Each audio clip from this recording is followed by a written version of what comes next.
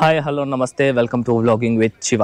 ఈరోజు మనం ఒక కొత్త సిరీస్ అయితే స్టార్ట్ చేయబోతున్నాం. ఈ సిరీస్లో మనం తిరుపతిలో మనం చూడవలసిన చాలా అద్భుతమైన గుళ్ళు ఉన్నాయి. ఇందులో చాలామందికి తెలిసినవి ఉన్నాయి, చాలామందికి తెలియని ఆలయాలు కూడా ఉన్నాయి. ఇవన్నీ మన తిరుపతి నుంచి ఒక 40-50 కిలోమీటర్స్ రేడియస్లోనే ఉన్న టెంపుల్సే మనం ఈ సిరీస్లో అయితే చూడబోతున్నాం అనమాట.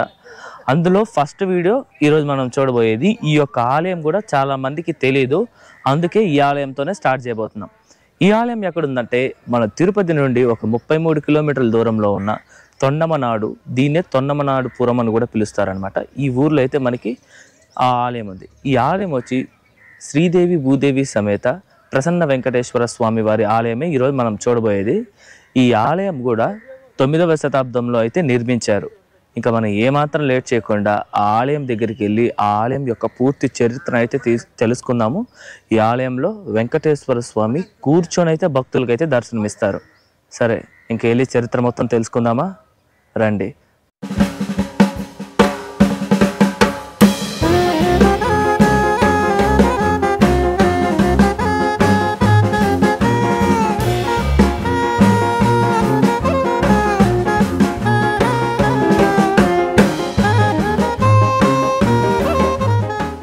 ఇదేంటి నేను మీకు చెప్పిన శ్రీదేవి భూదేవి సమేత ప్రసన్న వెంకటేశ్వర స్వామి వారి ఆలయము. మనం లోపలికి వెళ్ళి స్థల పురాణం తెలుసుకునే ముందు మనం ఈ ఆలయం యొక్క టైమింగ్స్ అయితే తెలుసుకుందాం. ఈ గుడి ప్రతిరోజు ఉదయం 6 గంటల నుండి మధ్యాహ్నం 12:30 వరకు, తిరిగి సాయంత్రం 4 నుండి 7:30 వరకు అయితే ఈ ఆలయం ఓపెన్లో అయితే ఉంటుంది. మనం ఇప్పుడు ఈ ఆలయం యొక్క స్థల పురాణాన్ని అయితే తెలుసుకుందాం. కానీ ఒక్క నిమిషం, మన సాధారణంగా ఏ వీడియోస్ మనది చూసా సరే ఫస్ట్ ఆలయ స్థల పురాణం చెప్పిన తర్వాత ఏ రాజు ఈ ఆలయాన్ని అయితే నిర్మించారు అనేదైతే మీకు చెప్తాను. కానీ ఈ ఆలయంలో మాత్రం మనం ఫస్ట్ ఏ రాజు నిర్మించారో మనం తెలుసుకుంటే ఈ యొక్క స్థల పురాణం ఇంకా బాగా అర్థమవుతుంది. ఓకే, ఈ యొక్క ఆలయాన్ని నిర్మించింది ఆకాశరాజు తమ్ముడైన, అలాగే పద్మావతీదేవికి బాబాయ్, సాక్షాత్తు వెంకటేశ్వర స్వామికి మామైన తొండమాన్ చక్రవర్తి గారు ఈ ఆలయాన్ని అయితే నిర్మించారు.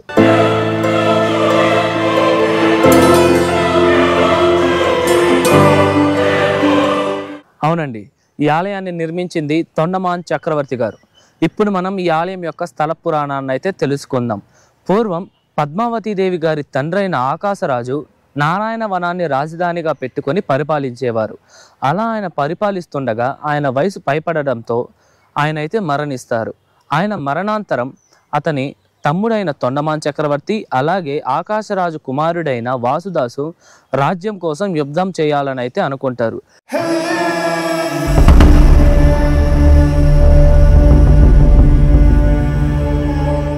ఈ యుద్ధంలో పద్మావతీదేవి సలహా మేరకు వెంకటేశ్వర స్వామి వారైతే వాసుదాసుకైతే ఆయన మద్దతుని ఇస్తారు.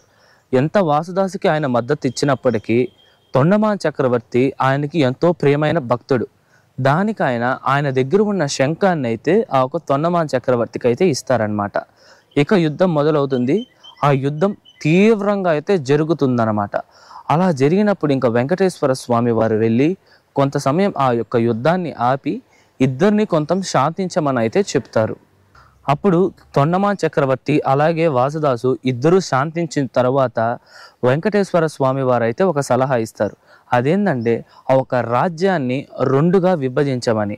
అలా విభజించి తొండమాన్ చక్రవర్తికి ఈ యొక్క తొండమనాడుని, అలాగే వాసుదాసుకి నారాయణవనాన్ని అయితే ఇద్దరికి కేటాయించి వారి యొక్క రాజ్యాన్ని అయితే పరిపాలించమని స్వామివారు సలహా ఇస్తారు.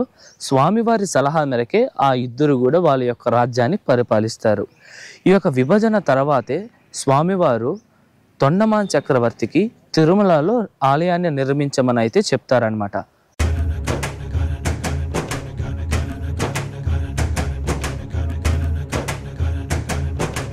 అవునండి, తిరుమల కొండ మీద ఉన్న ఒక వెంకటేశ్వర స్వామి వారి ఆలయాన్ని నిర్మించింది.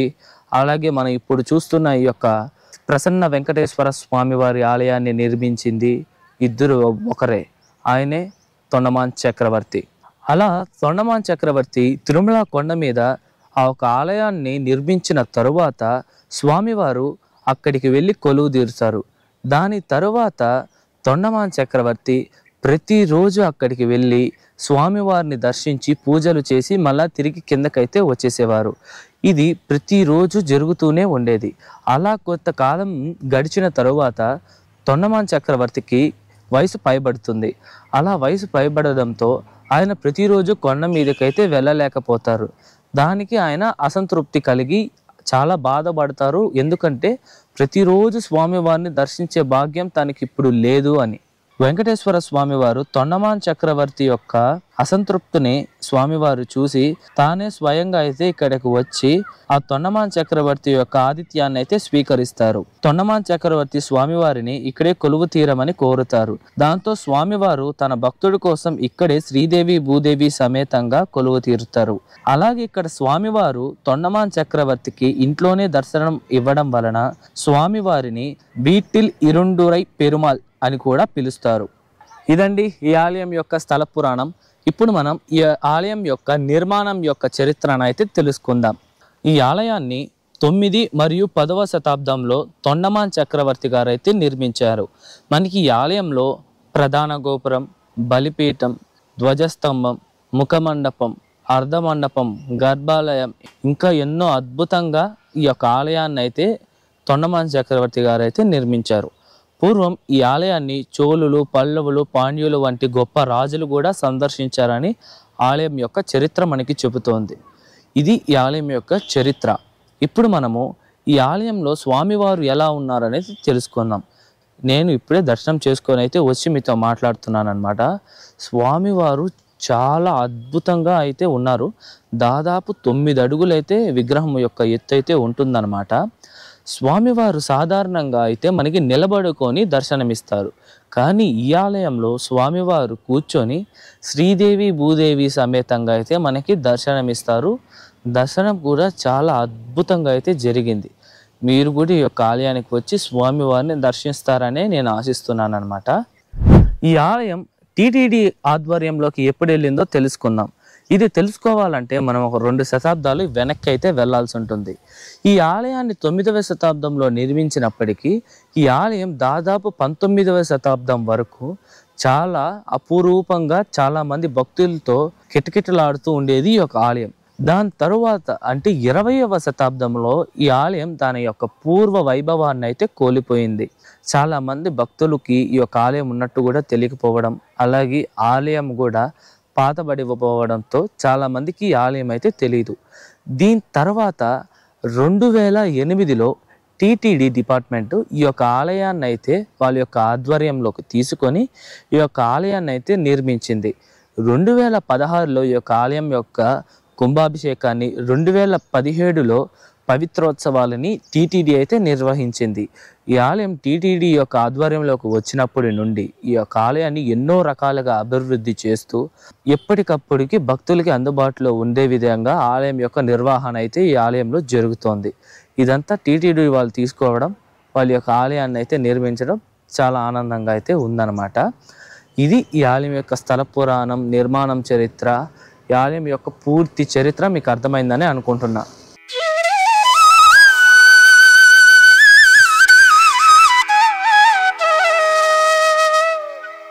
ఇదండి వాళ్ళ వీడియో ఎలా ఉంది, నచ్చిందా? నేను ఈ యొక్క ఆలయాన్ని ఫస్ట్ టైం అయితే దర్శించాను అనమాట.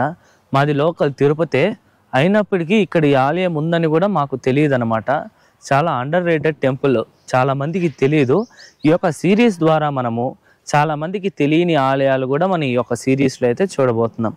ఓకే, మీరు తిరుపతి వచ్చినప్పుడు మర్చిపోకుండా ఈ యొక్క ఆలయాన్ని కూడా దర్శించండి. ఓకేనా? ఈ వీడియో ఎలా ఉంది? వీడియో నచ్చితే లైక్ చేయండి. మీకు ఎటువంటి డౌట్ ఉన్నా సరే కమెంట్ చేయండి.